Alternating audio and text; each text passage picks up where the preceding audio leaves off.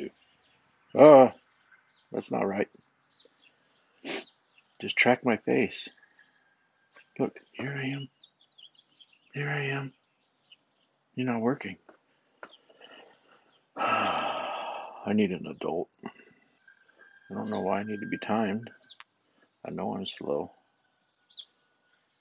What's the little lightning bolt do? Well, don't do nothing then. Fine. All right. Well, apparently it don't do that. Okay, so here's me. I got a new gimbal. I'm trying to figure it out. Welcome to Jump Bucket Garage. We're going to work on the Torino today, but I think before we start working on the Torino, I'm going to show you guys the stuff that you don't ever see that comes with being addicted to these old cars. And the first thing is you can never pass up a tool sale. I found one this weekend, last weekend. This weekend hasn't happened yet. And bought a bunch of tools that I didn't need. So, I've been all morning cleaning things, stacking things away.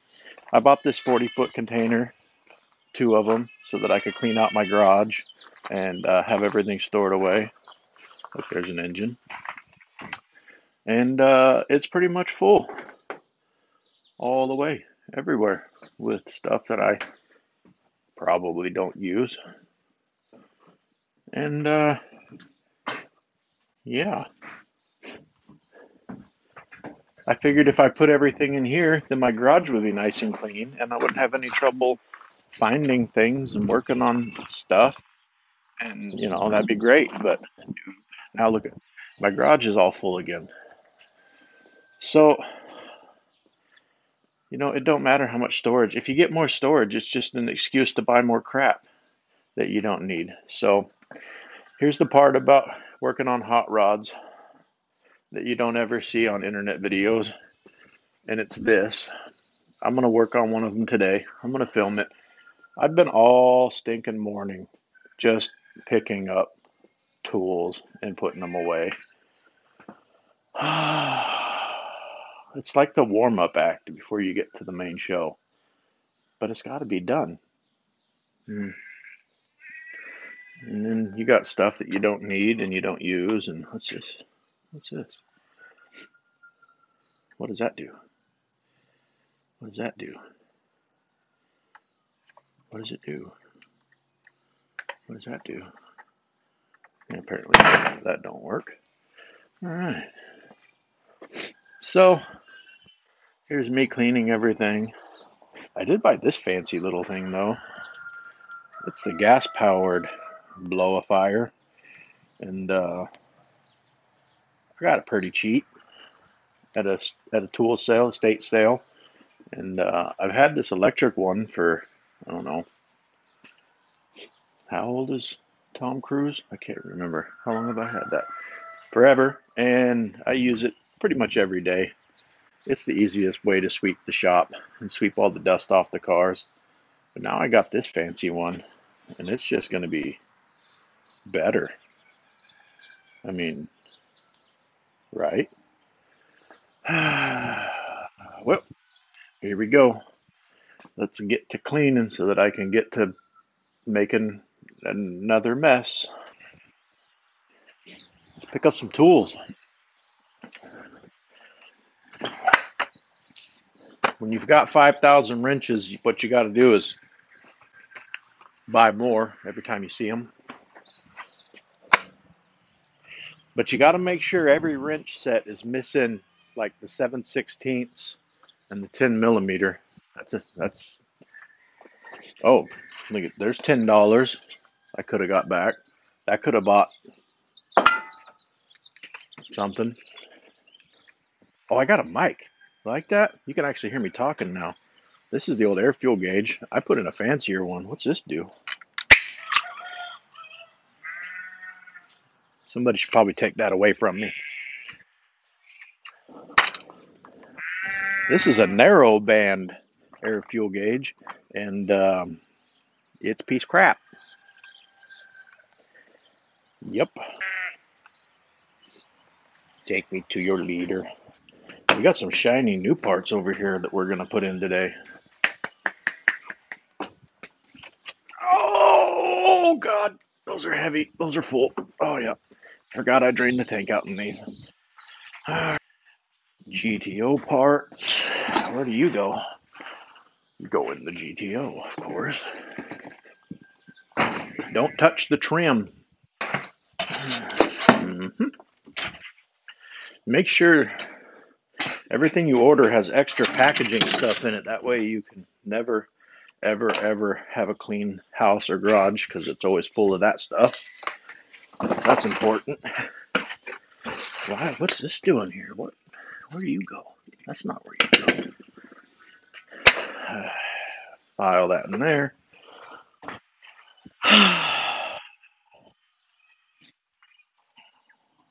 Boxes lately are the bane of my existence.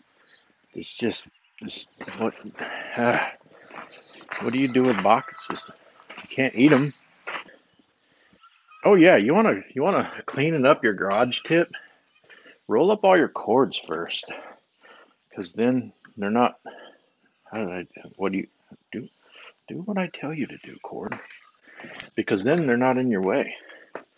And nothing makes a shop look dirtier than cords and hoses laying everywhere.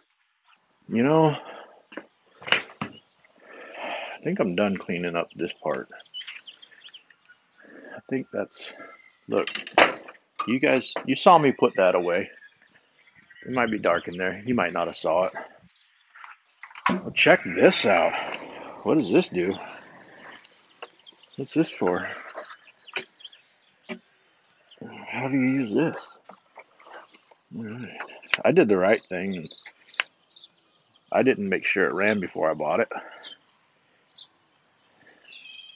But it looked really new. So, right? Oh, what's this? What's that do? What's that for? Oh, that's got cruise control. Look at that. You set it to 65, and all you got to do is steer.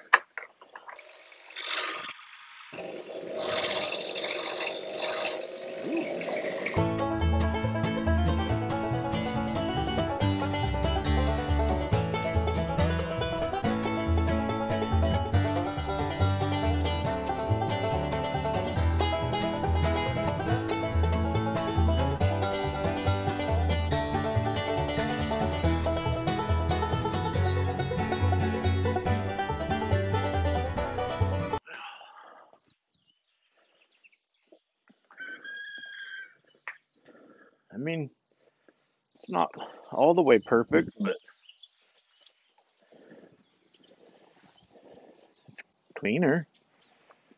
God, I gotta wash this thing.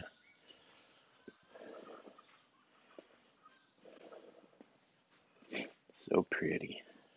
So, here's what we're going to be working on today. That is my new old fuel tank disaster problem solve. I'm going to put a fuel cell in the trunk. Let me tell you. Oh, wait, that goes that way. Nope. I got this gauge right here. That's from Yegs. And this has a sending unit built right onto it. Right there. You take wires and you do a thing. And then you come over here and you use the force. Over here, I said over here. You come over here and you use the force, and it makes this work. And then it'll go, hey, you do or don't have gas. And then, yeah, that's going to go in the trunk. And this is what I took out of the trunk. Oh, more tools. Yep, put those away. This is what I took out of the trunk, and this is the pinnacle of 1970s technology. It is just a big tank that you put gas in. It has cool features like no baffles, no foam, no anything. Very, very poor vents. I did this. I added a return line so that I could try to keep the gas from boiling off under the hood. It just keeps that gas moving around in a circle, and that's the easiest way to keep it cool. And also, when you're running an electric pump, when you keep that gas moving, it keeps that pump cool and stops you from burning up hundreds of dollars of pumps all the time. So this is the biggest problem I'm facing is you see how that has bolts all around the outside of it? Oh, excuse me. That's because Ford decided, hey, people throw stuff in the trunk all the time. It'll be totally safe to make the floor of the trunk be the gas tank. That's no joke. Ford guys, you know what I'm talking about. Literally, the floor of the trunk is this gas tank. So I'm going to show you in just a minute. That trunk is just a big ass hole going right down to the ground. And that presents a little bit of a problem when you are trying to put a fuel cell in because, fuel cells go the other way. They like to have somewhere to go to. And there's nothing in there right now. Let me get this tarp off. I'm going to tell you right now that having this microphone is going to make my videos just top quality, better. Be able to hear me and what? Why is there rocks on my car? Rock car.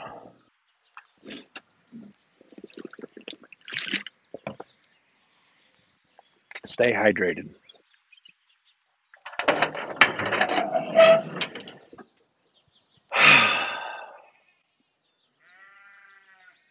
I don't. What do you do with that? That's not ideal. I mean,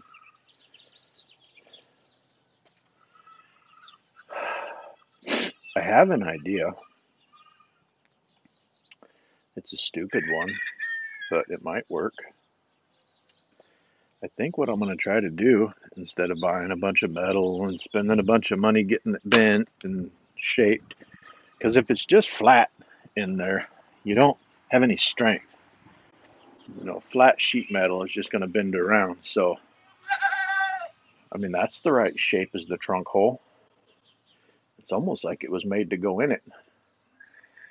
What if I hack that up and make that my new fuel cell holder / trunk floor? Try it. That seems like the cheapest way to go do burnouts, right? Let's move this over here. Let's see, huh? Oh, ow, don't. Ow, God, stupid. All right.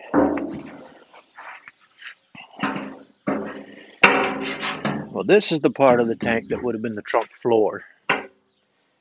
This is where you set your groceries. Make sure your bread always gets unleaded when you put your groceries in the trunk of an old Torino. And then this whole giant part back here hangs down underneath the car. And these I'm going to call this is the brush guard / skid pan for your trunk. There is no such thing as a 1970 or 71 Torino that does not have a smashed gas tank unless it's been replaced. They're always smashed. This one was no exception. I straightened this one out by putting some air in here and just blowing it up like a balloon. And it worked pretty good. And then I had to fix about 500 leaks. And that worked pretty good. It did burnouts, so it accomplished its mission. But now, man, I got to do something with the floor of that thing. And I might have to sacrifice this gas tank to make it happen. Test fit. Oh, God. Nope, that's got to go first.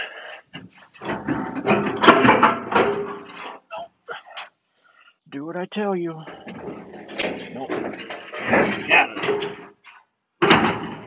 Oh man, like a glove. Now, this is what the gas tank looks like when it's installed in the car. It actually creates the trunk floor, and it's a tank. It's a gas tank, so it doesn't, it's not flat. It don't look neat. It looks like a gas tank. That's the way they did them. They probably covered them with something, but I'm way too cheap to buy that. But here is what I don't like. Look at that. That gas tank hangs way down below the bottom. It actually is lower than the leaf spring back here. It's lower than the rear valance. Valance? You say valance or valance? I'm going to say valance. It's lower than the rear valance, and anytime you drop off a curb or hit a hippopotamus or duck-billed platypus, it smashes that tank up. It's not good. So what I want to do sometime in the future for purely aesthetic reasons is put one of them splitter things back here and make it look super fancy racy. No big deal. I could cut that rear balance up because it's pretty much garbage anyway. And so I'm thinking I'm going to just cut the whole bottom of that tank off. Just have the upper part of the tank that's inside the trunk and make that, obviously, it'll still be my trunk floor. Use that to mount my fuel cell. I mean, right? Sounds good to me. It's got this part on the bottom that hangs down a little lower than the rest, and that's to make sure that all the gas goes that way. When you hit the gas pedal and the car does a big wheelie and takes off, it pushes all the gas right down into that sump. Also, it gives a place for the gas to fall down and funnel into those fittings so that hopefully you're always getting gas to your pump. So I'm going to need a relief for that sump. And then I think I want to, because of the way the car sits, the top of that tank, I think is, oh, you know what? Check this out. I think the top of that tank is not level. It's probably aiming down towards the front of the car. See, this is why you clean up your tools. To find them when you need them. And we want the back of that tank probably to be aimed down a little bit. Oh, that's not straight at all. And no, that's not going to help. It actually looks like it's already angled down, but I think that's just because the tank's all smashed up and bent. Well, I'm going to start like this. I'm going to cut the bottom of that tank off and just see if I like it or not.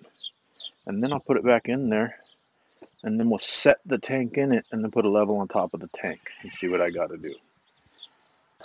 To the cutting things, Jeeves. So what you don't want to do when you're cutting a gas tank is blow yourself up.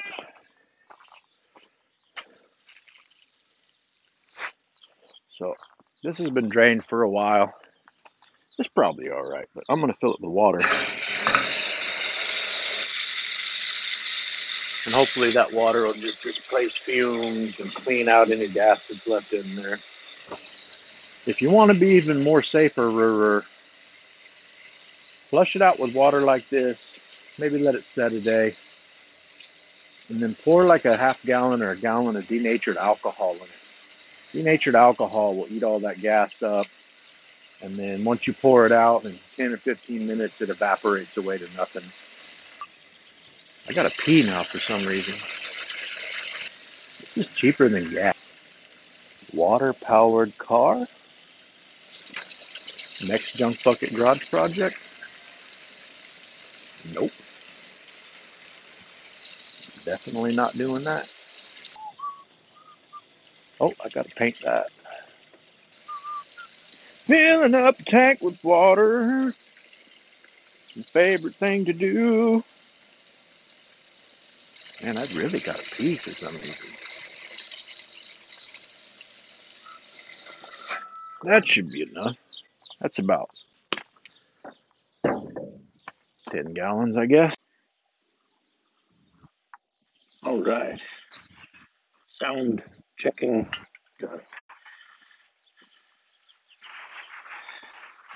So I drained all the gas out of it and it sat for a few days. And then I put a bunch of water in it.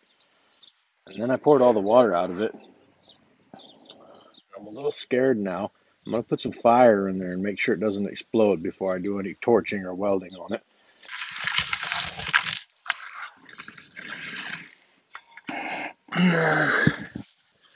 This don't feel right. You know I'm an idiot, but not that big of an idiot. Safety first. I got my reacher outer here. There's about a 30% chance that it won't explode on me.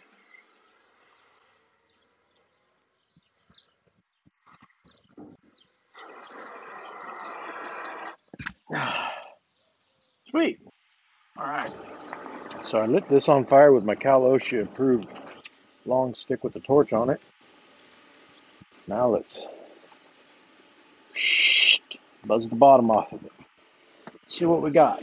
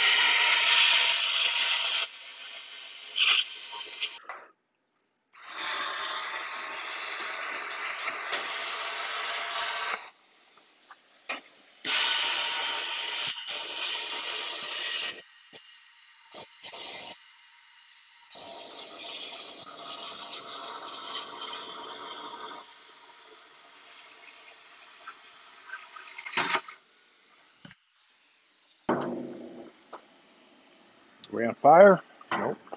Not yet, anyway.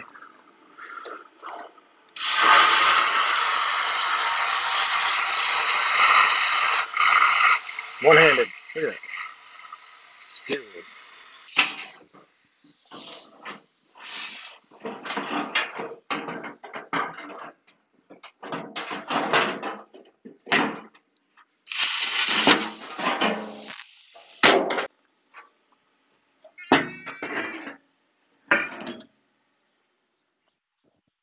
All right.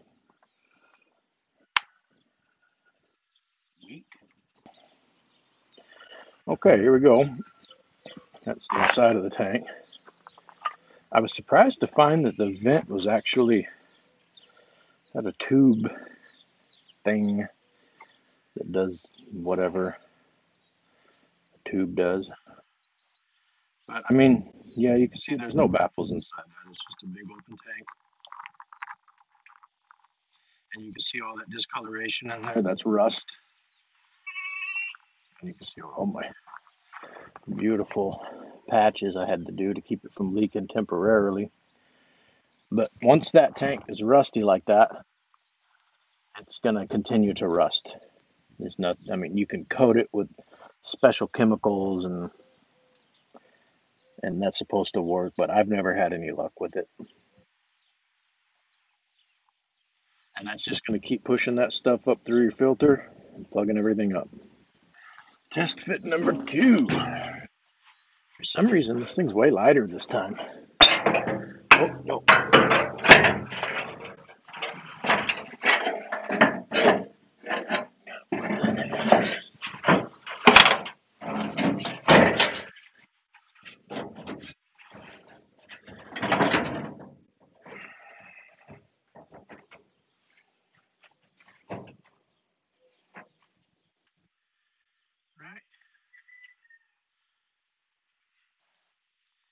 I think that's going to work. The way I got that sitting in, it's just going to look like The top of the fuel cell is going to be sitting on top of the old gas tank. But when we go underneath the car, when we go down here underneath the car, that gas tank isn't going to be hanging down anymore. It's going to be all tucked up in a way. I might even be able to relocate my fuel pump. See what happens. But I'm going to grind that down a little bit where I cut, make it look a little prettier, and then we'll go from there. So I'm just setting this fuel cell in here to see what it looks like. And that sump, I'm pretty close to that end over there, and that sump is hitting right on top of this hump where the old filler neck fed in. So I'm going to go ahead and cut that all out. I'll probably cut it out all the way down here to the bottom. Just make a couple of marks. Yep. And it looks like, I don't know, right there. Right there. And then I'll measure back how far this sump goes back. And then cut that out, and we'll set it back in and see what we come up with. Gonna cut things, gonna do stuff. I swear I know how it works. Let's make a little.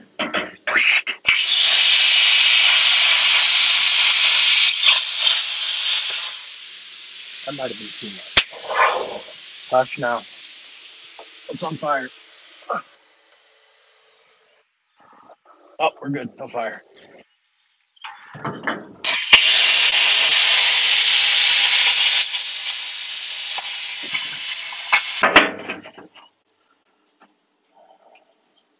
It smells all right, huh?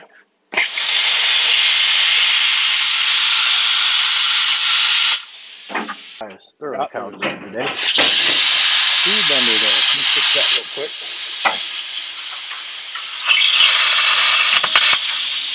Oh.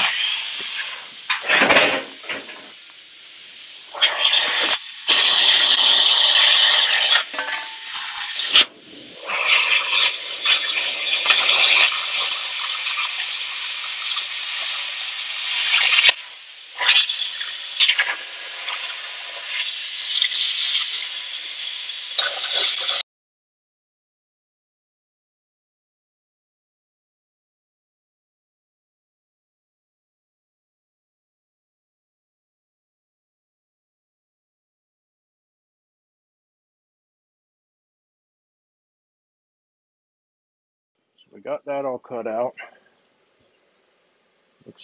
That looks perfectly straight to me.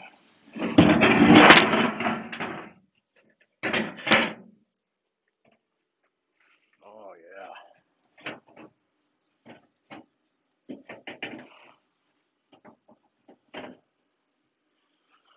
We'll get some bolts in that and just see what we think.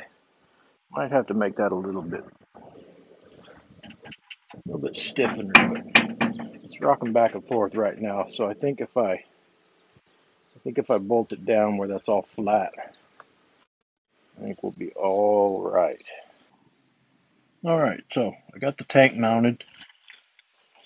I'm gonna put some nylock nuts on there in the future. For right now, that's what I had to cut out to get that sump to hang down like I wanted.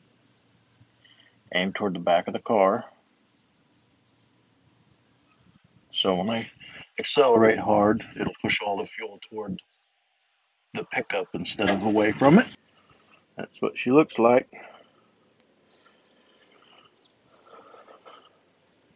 Pretty sweet. It's coming along.